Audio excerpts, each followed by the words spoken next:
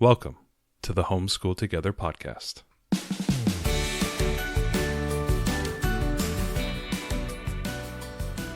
Where one working mom and a stay-at-home dad help you navigate the nuts and bolts of the growing and dynamic world of homeschooling. With a focus on early learners, like me. All the ins and outs of building and maintaining your homeschool life. Homeschool. Find out tips and tricks to make things like this easier. I'm reading. And ultimately, enjoy educating your kids. And what's that last thing? Have fun together. Did I do good, Daddy? Yeah, you did, sweetie. Good job. Hello and welcome back to Homeschool Together. Thank you for joining us. We have a very positive outlook episode today, and the best way to start a positive outlook episode is to hit pause. Why, Matt? Well, you should go down into the show notes and click on leaving us a review on iTunes. Lovely human being left us just a joyful, happy and wonderful review this past week. Ariel and I were texting about it back and forth today. Yeah, Did you read the new review? I did not read the new review. It's so long that I can't take screenshots. You should go and look at it. I just read it. It's fantastic. They're wonderful. We're wonderful. Everyone's wonderful. It's a lot of love. Yes, it gave us a lot of happy feels today. So thank you so much for whoever that wonderful soul was who just left a really wonderful review. We appreciate you and doing that, and hopefully others can do the same as well. So if you are starting out your homeschool year and you're excited, this is the right episode to listen to.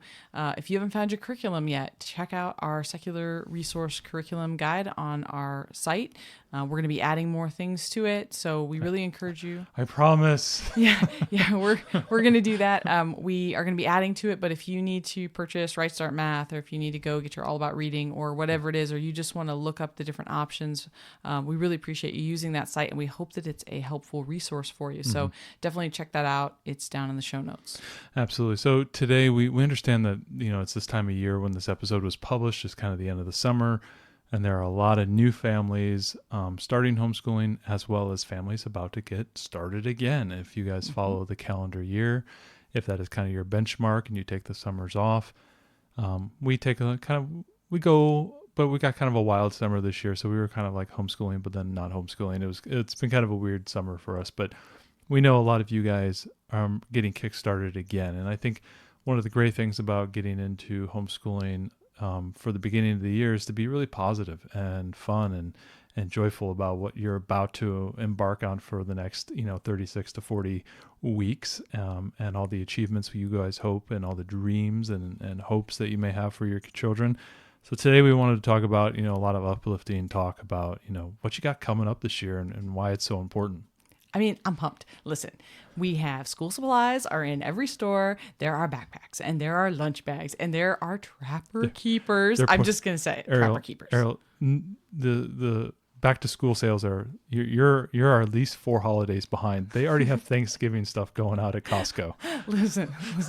I walked in this week and I said, "What is this?" The girls are like, they're already putting the Halloween stuff away. It's not even September. It's crazy. Yeah, it's crazy. Well, listen, all of the school supplies are out, and this just makes me really excited. This is an exciting time of year. I've been excited about, back to school type stuff. Like when I was a kid, I mean, everyone enjoys that. We're going back to school shopping with your mother next week, because she always wants to get the kids a couple new outfits, and it is a great time to get a lunchbox that we can take with us on our adventures, and just I don't know, new pencil cases. I am so ridiculously excited about the new school year, and I saw a post on one of the sites saying like, "Are you guys pumped? I'm pumped. I'm excited for the school year." And I'm like, you know what? I am pumped. And let's talk about it, because I want to share just how excited we are, and how excited I am for all of you to start your homeschool years. I'm like ridiculously excited for everyone else to be starting their homeschool years, because I know how much, just like how many amazing things are going to happen for you all this year. And I'm just thrilled that we're all homeschooling. I'm just thrilled. Yeah. Funny thing is, a lot of parents, may be thinking, "Oh, I'm just going from 4th to 5th grade." There are big milestones between these various years and things to look forward to. One of the big things for us is, we're moving, our oldest is moving from that 2nd grade to 3rd grade level. there's a couple big things that happen at that level. We have state testing that's coming down the line. So there's a lot of things to look forward to. And for us, for the biggest thing for our family is something we've been looking forward to the last year is, we got our little one is now starting her homeschool journey. Yeah. And we've been doing a lot of stuff this summer to kind of pregame for this fall and everything, kind of getting our own rhythm and whatnot. But, this has been, this month and the next month has been something that's been circled for the last, I don't know, for me, at least for last year. It's something I've been looking forward to going, Yeah. I can't wait for this time of the year next year when we start homeschooling with you. It's really cool. So for us, this is a big milestone year. After this, it'll be all boring. It'll just be, in the shoot and everything. But this is a big year because now we're welcoming our second. And we know there's a lot of families out there who may already have a homeschooler or two. And now they're starting to welcome their third into the homeschool and whatever that might be. So for a lot of us, we have all these different type of milestones, and we hope you're positive and excited and upbeat about what's coming up for you guys. It's funny because our little one has been joining us at Girl Scouts this last year because we have a multi-age Girl Scout troop and it's a homeschool troop. She's been just kind of tagging along. So she does everything, but she doesn't, get badges for it necessarily. And she's not like a full daisy, but she's just kind of around. And this year we're going to be going off to our encamporee with all of our other troops in our service unit. And there's going to be a formal investiture ceremony for the new scouts. And she's going to get her little investiture patch. And that's when she gets her Girl Scout pin and she's officially welcomed into part of the troop. And then our older daughter, she's not going to be bridging this year. She's staying a Brownie. But if she were bridging, she would bridge. And I feel like there's so many parallels to that because our little one, we have been homeschooling her, right? We've done a couple of years of preschool curriculums with her, but she wasn't really... We were just playing. It was kind of playing, and there was a lot of services and classes and things that she didn't qualify for. She couldn't do some of the sports and dance and some of the different things. It was all like everything was preschool type stuff. It wasn't, she wasn't fully initiated. So I feel like this year, you're right. Like it's investiture. She's being initiated into our homeschool family in a really cool way. Yeah. And we've just started math and reading with her, and she's doing great. So excited about everything is math. I wants to do my math, and she points to the reading book, but that's okay. She's doing wonderful at it. I am so filled with excitement for her and for our family now because it's like, okay, now they're all in. Now we can do things all together. And this recent start of Trekking the Globe, where we're studying countries all as a family, it's so exciting because it's like we're all doing the same thing. We're all in this together, like we're all on this journey. But I have some mixed emotions about it. Like I'm super excited for her. I'm excited for us. I'm a little bit sad. I think we should acknowledge that. This is our only downer part. I'm like, there's a mixed emotions here because that's my baby. And now she's growing up. And our older daughter is definitely, I think she's grown up a bit this summer through some of her camp experiences and the different things she's done. And she's speaking to me on more of an adult level. She's also looking at me on an adult level because she's really tall. And I'm like, wow, you're only 8, but gosh, you sound so grown up. So I'm having some mixed emotions about it. I'm overall excited, but I acknowledge that I'm sure that a lot of you are having mixed emotions. Like your summer's over, maybe you're excited to begin, but you're a little sad at that loss of freedom and flexibility that you had. Maybe you've got a young one coming up and joining you now, and you're excited about that. But, sad to say goodbye to the baby, part of it. So lots of emotions. I just let's acknowledge that there might be a lot going on, and that doesn't mean that we're not still really excited and really joyful, but there can be, and this is just our feelings, but especially if you're a new homeschooling family, you might feel overwhelmed, a little uncertain about this new future and what is your homeschool and your homeschool going to look like? What's your family life going to look like? You might be feeling some doubts. You might be frustrated at how difficult it is to find resources, or you might be having analysis paralysis about what to choose because there's so many options. So this is a time when there's lots of emotions, and I think it's just okay to have all of those. There's no right answer. Like if you're not just 150% excited about your homeschool year, that's cool. Absolutely. Well, and with any type of transition, from one thing to the next, that by definition you're leaving something behind. But you're also going to something new, and which gives you that opportunity to start fresh. You can start and try something new. You can discover new things. You can implement different types of learning styles or learning lessons, and maybe learning from your previous experiences in the last year or two, and maybe trying something a little bit different if you want to try a different type of style or a different type of program that has a different philosophy. Sure. Great time to do that. I mean, what did Anne of Green Gables say? Right? What did she say? I think I'm going to probably misquote this, but it was, each day is fresh with no mistakes in it. Yeah. Right. And so I'm sure that's not exactly right, but the gist of it is this is a fresh year. And so whatever baggage you might have from the previous year, like, let it go. Just, let that behind. And you're right. This is a fresh start. And you can emphasize that for your kids too. I know for our daughter, she's struggled with reading a bit. And we've been emphasizing with her that, like, hey, it's a new year. It's okay. And she's like, maybe a little bit like, oh, I didn't know how to write in some of my classes. It's okay. It's a new year. It's a fresh beginning for all of us and for you too. So yeah, I think it's great to emphasize that. Kind of going to that.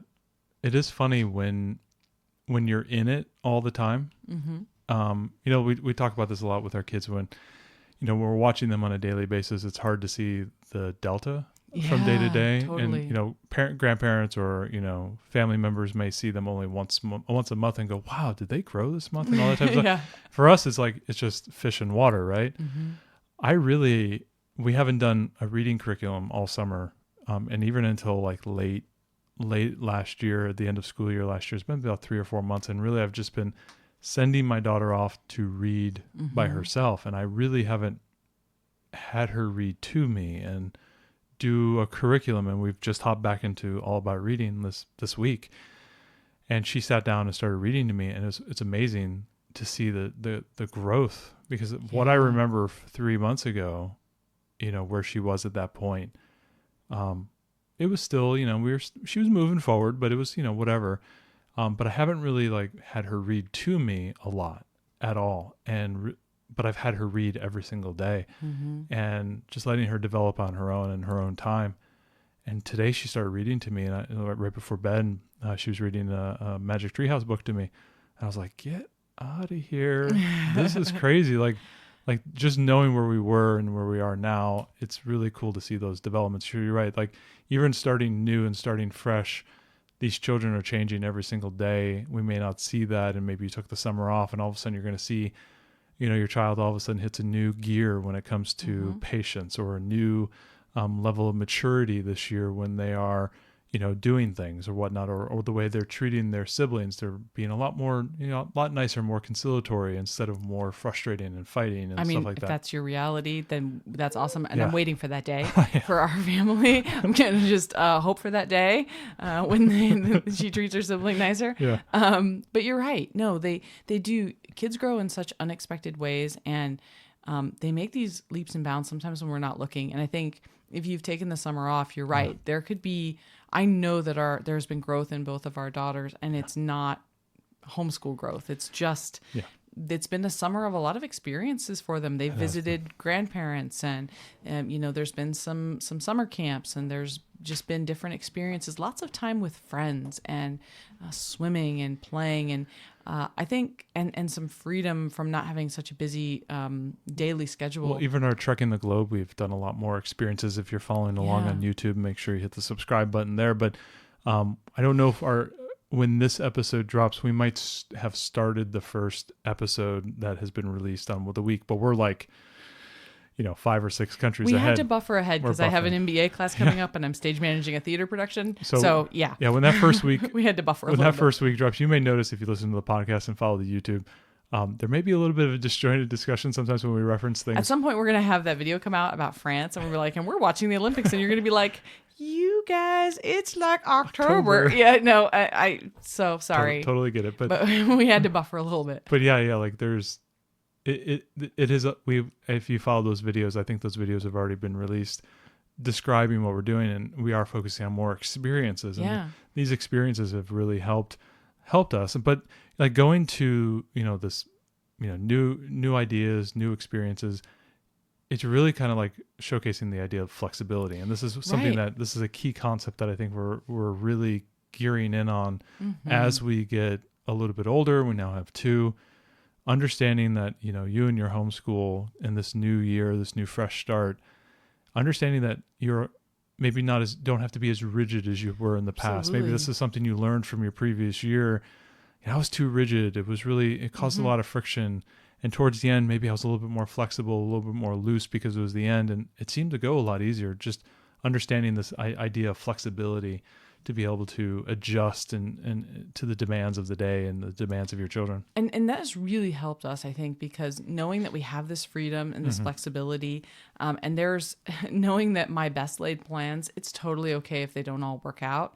And you'll hear in some of our videos that we record about the countries we're studying, we're like, well, we meant to do that, but we got all sucked into something else. And that's cool, and that's okay. And I think the more we go through this, and I hope that you all are experiencing this with your homeschool, as the years go on, that you will feel more comfortable saying like, you know what, let's paint outside the lines, because we have the freedom and the flexibility to do that. And we hear this a lot in the interviews that we're going to be lacing here over the next, and through the podcast feed for over the next month or so. You'll hear some first year journeys, you'll hear some homeschooling journeys, and you'll hear about them talking about how they're flexible, how things had to change and they had to pivot. Sure. And we have an episode, I think, coming out in about 2 weeks about low and no homeschool days and being flexible around understanding that it doesn't have to be go, go, go all the time. And so understanding the flexibility, I think, is something that I'm beginning to appreciate, this idea and how to incorporate this, being more fluid in our homeschooling, being a little bit more understanding, a little bit more in tune with the expectations and the needs of the children.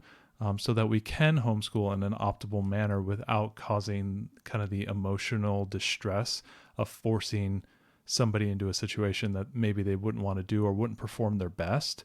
Yeah. If I can do the homeschool in a little bit more flexible way while achieving what I need, but also adapting to, the needs of the child, I think it requires you to be a little bit more sophisticated and a little bit more in tune and a little bit more adaptable, which can be more work on your side.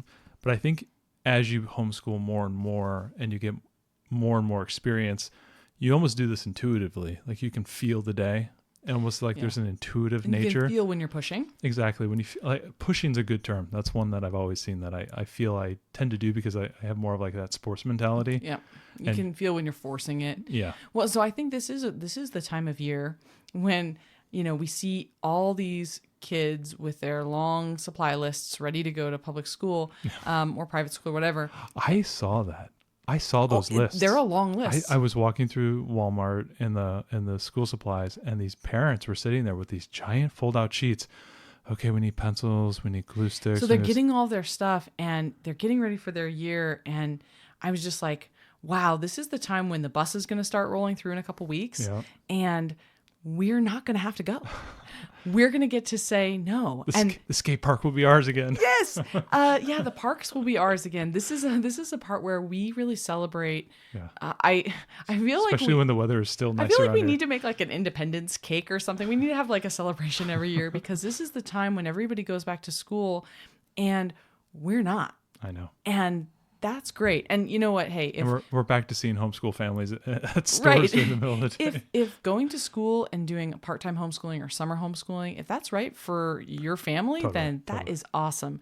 For us being full-time homeschoolers, it feels wonderful to like have this freedom and this joy. So, if that's you, celebrate it like that. Yeah. Wow, this is what we get to do. And if you're only a summer homeschooler, then, maybe celebrate this as the end of the summer and all the amazing things that you did this year before you have to go back to school with your kids. Absolutely. So either way, I think it's a time for celebration. Yep, absolutely. So let's talk a little bit about, we talked about the idea of, what you're going to be doing this year. A lot of times what you're going to do this year is set by a vision, like some overarching 30,000 foot view of what you want to accomplish this year, what you're hoping for, what type of changes you want to make, what are your hopes for, what are the children's goals this year? When we're talking about this being a collaboration as opposed to, just rote instruction from the parents, we do want to get a lot of feedback and ideas from our children on, what they would like to learn, and how do Sure. you incorporate that into the homeschool.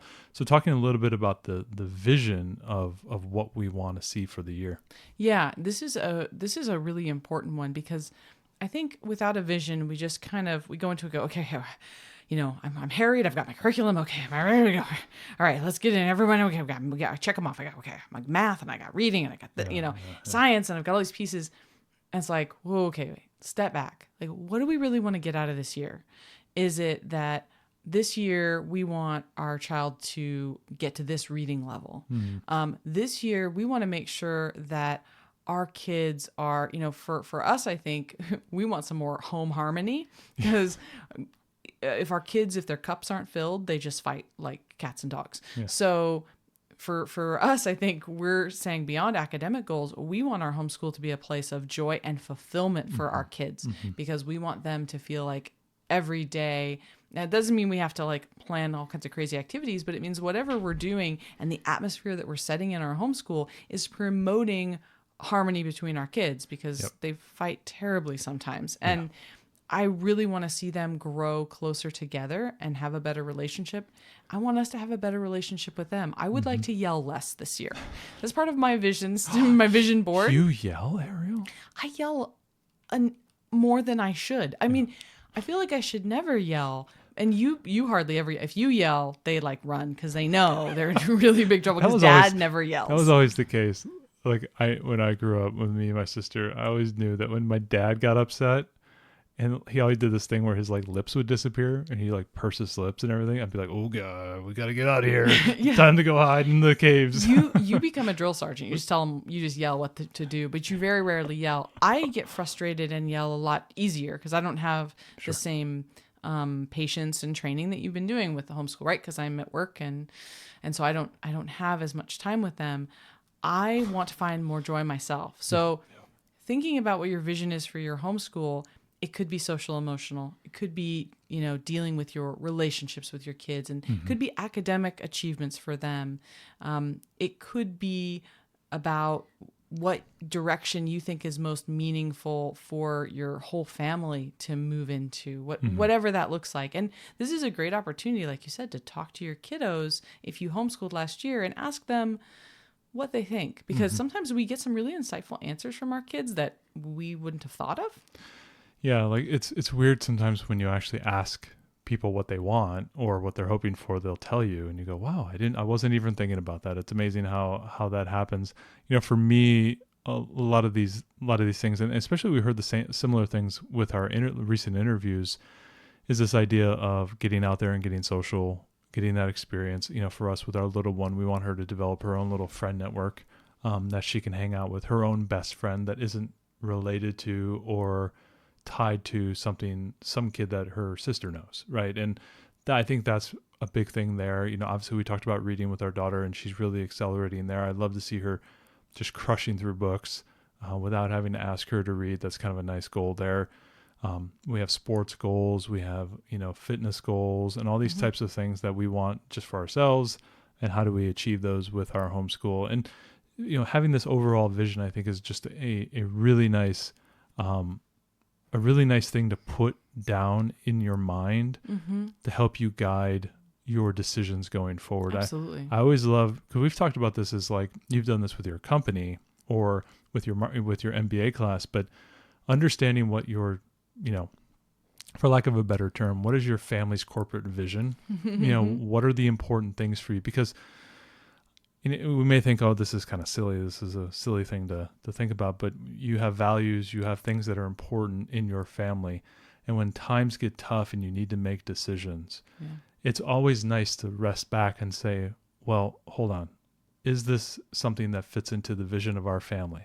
If you're seeing something this coming year that you have some challenges, you go, is this fitting into the vision of what our family wants? Having a really good vision and good understanding.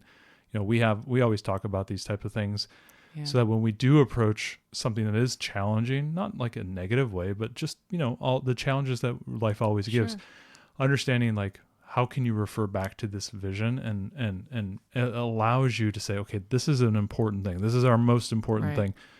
are we going to do something that it goes against that most important thing? Well, obviously not. And so Right. it helps you make that decision in the moment. Our relationship with our kids is so important to us, and you're right, it helps us decide to make a sacrifice like losing an income. And there's a lot of families that have made that decision to say, we're going to go down to one income so mom or dad can stay home with the kids because we want this lifestyle for our family. For us, it's about relationship. It is about flexible lifestyle. It's about quality time together, all of us together. And yeah, it does help you. I think part of it is there's a lot of things competing for our time and attention. And if we don't have a really good understanding of not only our vision for the year, but overall our purpose. We had a really good episode about homeschool purpose that we can link in the show notes. Just about really getting down to the core of like why you're here. Why are you homeschooling? What does it mean to you? And that can help us to make some tough decisions, especially around our time. We can't do every curriculum we want to do.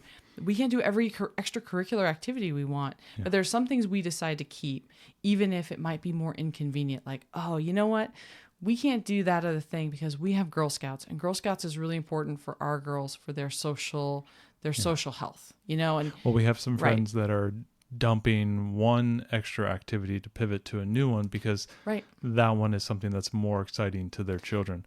Right. Their daughter's like all about 4-H. Yeah. So they're going to go and she wants to do horses. And they're like, okay, well, we have to make the decision. Where do we put our time and our energy? Yeah, we can't do this thing. Or you may come into a situation where you have a student or a child who is really getting into something that you're doing. Something like, I don't know, let's say they're into 4-H, right? And it's going to require more time. They may decide, well, we don't need to commit to this sport that you're not really into. You're into this sport, we'll keep this one, but we may just dump something. We actually may cut something down because that fits into the vision of what you guys want for your family for that year. Oh, I want to put more time into this. Matt wants to raise a backyard pig and show it at the state fair. That could be a thing. I don't know if our HOA allows pigs. No pigs. Oh, gosh darn it. Oh, shucks. I can't have my Wilbur. No. Yeah. I mean, so you have your vision, you have your purpose. Once you have those kind of in mind, and it can change. Your vision for each year can change. But once you have that in mind, then you can break it down into some manageable pieces. So we talked about all those competing emotions at the beginning of this episode. If feeling overwhelmed and unsure what to do, if that applies to you, because maybe you're a first-year homeschooler, or, even if this is not your first year, but you still just feel that anxiety of starting this new year, definitely having that vision, then you can break it down into manageable pieces and say, okay, well, what do I need to just achieve that? And I kind of feel like this is what we would call in corporate like MVP, minimum viable product. Minimum viable product to achieve my vision is these pieces. So for us, MVP is our reading and our math. The other stuff we do, it's fun, it's educational, it's enriching, but our MVP is those things. And so it helps us to say, I'm going to ignore all the really cool curriculum that I really want to research on different social studies and other things. And I'm going to focus first on finding what works for us with math and reading. Okay, we've found those, at least for our older daughter. Our younger one, I think the jury is still out because she's just now trying them. So we'll find out. Maybe it's going to be a bomb and we'll have to pivot. But like those are the pieces. So I think having the vision, breaking it down into those pieces for what's most important helps you know what to tackle. You can go after those, and then you can, start out your homeschool year, in the right direction. And if you are also feeling overwhelmed, this is a great time to ramp slowly. It's not like school where you have to say like, we are going all day the first day, like add a piece, see how that works, add another piece. I think homeschooling is more like making a soup. and you're adding different ingredients, and you're going to do little taste tests, and you're going to see maybe it needs more salt. Oh, I think that could use some paprika. You're going to be doing that. You don't just dump everything into a pot and heat it. This is not a one pot crock pot meal. This is a slow simmering soup that you're going to find the right ingredients over the years. And as you make this soup year after year, you're going to tweak some ingredients, and you're going to know what your family likes and what you don't, and things you want to try because you think that sounds interesting. It's much more like that, I think. And if you think about it that way, you can take some of the pressure off of having to be everything all at once, because you do this too. I know you don't think you do, but you do. You put a ton of pressure on yourself, because I can see you get stressed about it because you feel like my kid's whole education is on my shoulders. Ariel's just sitting over here talking and planning and stuff. She doesn't actually have to do anything. And when I ask her to occasionally do something with the kids, she fails and they watch a musical. So, Could you, sweetie, I'm going to go do this thing. I haven't had a day off in 4 days. Could you do a little bit of biome research? Okay, yeah, I can do that. Okay, really? Okay. All right, great. I'm going to go do it. Come back. Hey, we watched this musical. Like, and we cooked. What happened to the biome research? I didn't want to do that. Well, we just didn't get to it. It's like best laid plans. So I don't think it's just moms, but I think we as moms especially are really hard on ourselves. So simmer your soup slowly. Get started slowly. Have an eye for what the final product is. Add pieces as they work, and don't be so hard on yourself. Going in with your analogy on the soup, I think it's a great way to kind of talk about homeschooling. Any good soup has to have a good stock. Very often it starts with a stock, and Usually I think that or chicken base. If you haven't tried it at Costco, yeah, I know, chicken and beef base. Yeah. Instead of getting broth, I tell you, it will revolutionize your soup game. I'm just better than bouillon. Brought to you Homeschool Together. Brought to you by Better Than Bouillon. That stuff is amazing. Not really, but that good stock or that good base, I think is the joy in the homeschooling. Finding that joy. You can put all these ingredients in. But it's always going to feel odd when you just put water in, right? Yeah. And if you put some good flavoring, which is that joy or that happiness, I think it can bring everything together and help it marry together into something that can be very special. Yeah, because finding the joy in what you're doing every day, and then helping your kids to find joy in it, not only does it obviously eases all the homeschool, the lessons, right? There's things we got to learn. There's work we got to do. There's papers we got to write. But this is all, the core of this is about relationship. Yep. And keeping that in mind, for me, that's paramount. I kind of could care less how fast we get through math lessons. If our relationships are awful with each other, we are not winning. I don't care how well she's reading, right? And so it's finding that joy in each other, which strengthens our relationship, and, encouraging each other and finding these small wins. Like, one of the things we love the most about homeschooling, and we're always so excited about, is that we get the pleasure of the aha moments. You're always talking about this, I had one today, right? The light in your eyes, I'm right? teaching her tens place and ones place to the little one, and she was just kind of not digging the way Right Start was doing it. Yeah. But I always remember she loves playing this game Mastermind, which is kind of a decoding game. Yeah. And so we started playing essentially a mastermind type game with, numbers. And man, did we do that for 20 minutes. And it was, she started saying 2, 10, 6 and 1, 10, 5, just the way the Right Start likes you to do it. And she started being able to read the numbers and make her own and write them, and then help me, figure it out. And I'm purposely making mistakes and not guessing correctly. And she's helping me and everything. And she didn't even think she didn't even know she was doing it. Yeah. She was just having a great time. We were kind of playing essentially a game to do it. And it was a great aha moment. I told you today, I said, I made a little breakthrough in math today because we were playing essentially Mastermind with numbers, and she just dug that because she loves playing Mastermind game. But what she took away from it tonight when she was going to bed was that Daddy and I had so much fun playing games together. Well, she loved playing Trash Pandas tonight too. Well, it's a good one. If you guys don't have Trash Pandas, Nanners are my favorite card in that. The Nanners. Anyway, you saw something wasn't working. You pivoted. You found the joy together, and you leveled up your relationship today. Yep. Now, we may take a hit tomorrow when I make her clean her room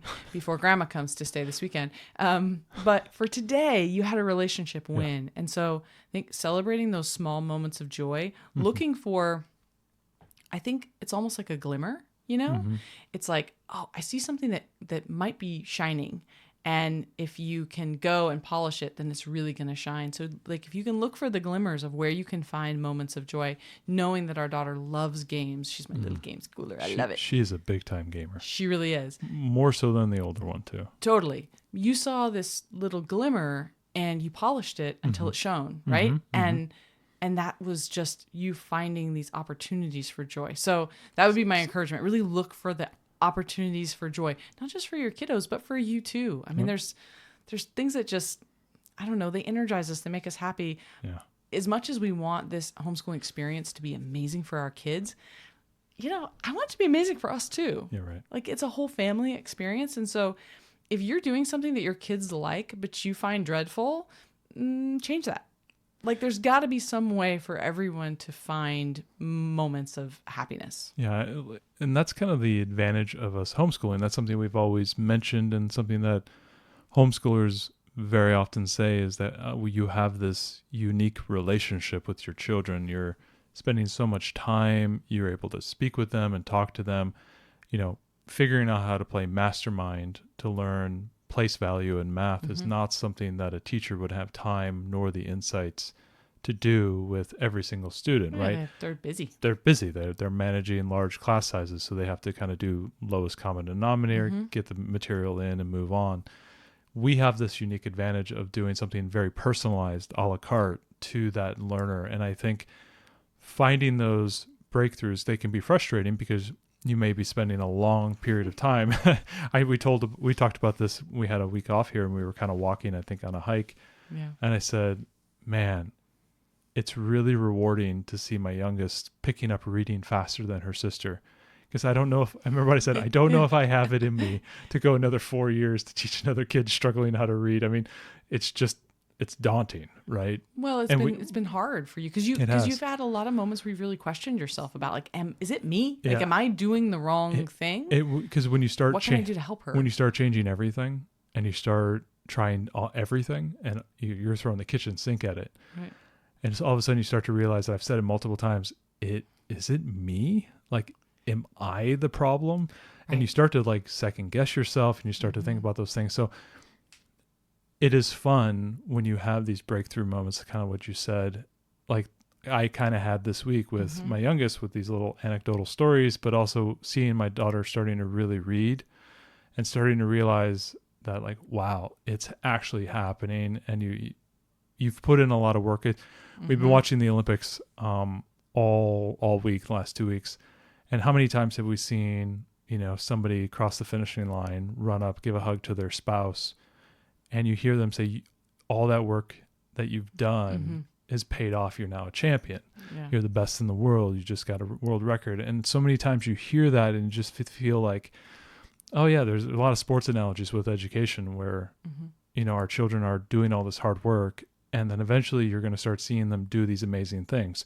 You know, for me, it could be reading a story to me. Like in a couple of years, it may be giving a presentation, you know, in front of people. Or, you know, when we see, we have these performances at the end of the school year on our parent partnership, it's amazing to see where our daughter came from the beginning of the year with her violin, where it's like, and then at the very end, you hear her playing, you know, Farajaka or whatever. And you're just like, wow, look at how amazing she's able to do and come forward. And so as homeschoolers, we can really revel in those achievements and those wins, and really watching our children grow up is, as you said before, that transition can be negative in some sense because we're saying goodbye to something, but also we're saying hello to the new door that's open, which is this more complex, you know, hopefully more educated, more grown up, more, you know, fulfilled individual, you know, full individual that we're experiencing, and saying, wow, I helped build that. Yeah. I love to dream about all the things we're going to do this year. You know, it's like when you look forward to a vacation, you're like, all the places I'm going to see and all the food that I'm going to eat. Oh, the places you'll go. You're right. And I think that with our homeschool year, we've been so excited for our younger daughter to get to fully experience everything now that she's a kinder.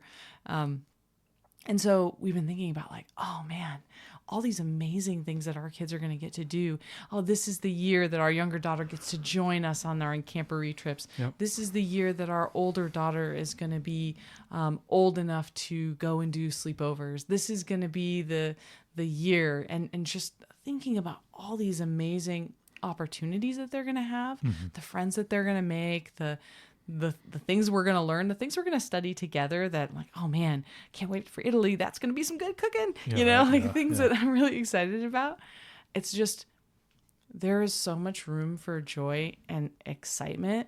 And we are so pumped. And we are like, we hope you are very too. excited. Yeah, we hope you are excited about this coming year as well. Hopefully this episode really got your juices flowing. Even if you're maybe already prepped and you're ready to go, but maybe you go back and take a second look at it and say, okay, what are we going to do this year? Yeah, what are your kids excited about? And if this is your first year homeschooling and you're not sure, you obviously don't have last year to say like, okay, well, what worked, what didn't work, what do I want to do differently, all this stuff.